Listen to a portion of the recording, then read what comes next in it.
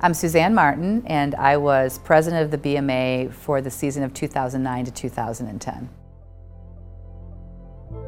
The world was pretty upside down from an economic standpoint. The financial markets were blowing up, or had just kind of blown up, and people were still in shock.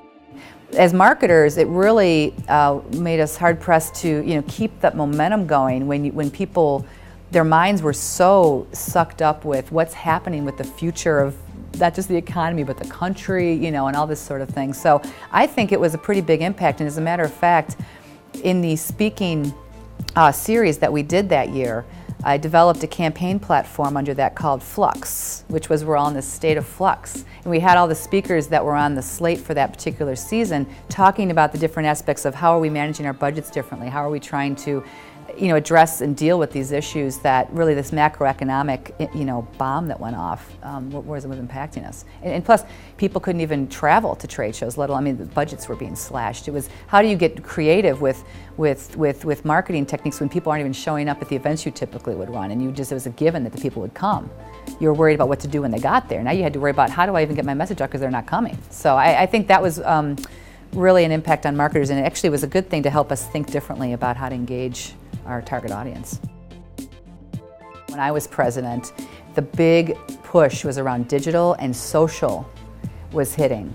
And when you look at it today, you think Facebook, Twitter, LinkedIn, all these things, no big deal, although people are still trying to figure out the strategy behind it now.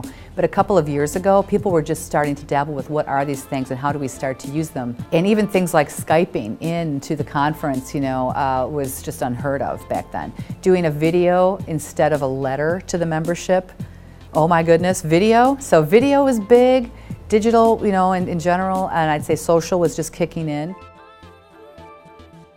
I think the challenge has been how to leverage this technology without forgetting the fundamentals of marketing.